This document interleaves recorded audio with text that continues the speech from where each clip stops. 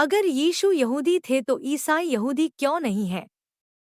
यह जानने से पहले हमें पुराना नियम पर चलना होगा, जो ये सवाल को सरल कर सकते। पुरानी वाचा के याजकों को बार बार बलिदान चढ़ाने पड़ते थे, जबकि मसीह के बलिदान की जरूरत सिर्फ एक बार ही पड़ी। इब्रानियों 10 के 11। ये पुराने बलिदान कुछ तो रोजाना चढ़ाए जाते थे और कुछ कम बार, जैसे सालाना फसह और योम किप्पुर, यानी प्रायश्चित्त का दिन। हर महायाजक के लिए साल में एक बार जानवरों के बलिदान का रक्त लाना आवश्यक था। यह रक्त पापों के लिए प्रायश्चित का प्रतीक था। एक दिन के बाद दूसरे दिन खड़ा होकर अपने धार्मिक कर्तव्यों को पूरा करता था। वह पुनः पुनः एक जैसी ही बलियां चढ़ाता रहे, पर पापों को कभी दूर नहीं कर सके।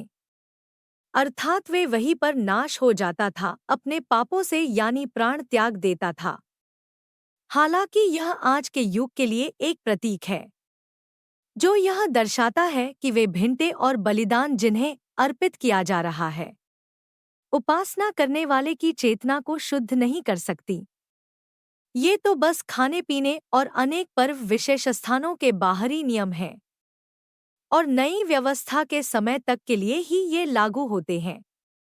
जबकि आज याजक प्राण नहीं त्यागता, बल्कि अपने पवित्रता के ढिंढोरा पीटता है।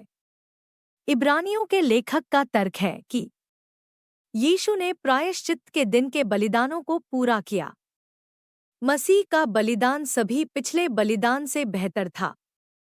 मसीह इसे परमेश्वर की उपस्थिति में अर्पित किया, जो पापरहित पुत्र का लहू था, और यह एक बार के लिए अर्पित किया गया, क्योंकि नई वाचा स्वर्गीय अधिक पवित्र तंबू में बनाई गई थी। इसके लिए एक बड़े बलिदान की आवश्यकता थी, जो मसीह के एक बलिदान का परिणाम अनंत महिमा हुआ। इसलिए वे स्वर्गिक धर्मस्थल में हमारे लिए लगातार इसका चढ़ावा चढ़ाते रहते हैं।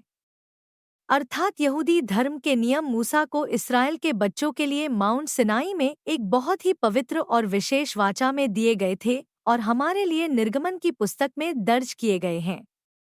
यिर्मयाह 31 के 31 से 34 में कहता है, यहोवा की यह वाणी है, समय आता है जब मैं इस्राएल के घराने और गौर यहूदा के घराने के साथ एक नई वाचा बांधूंगा।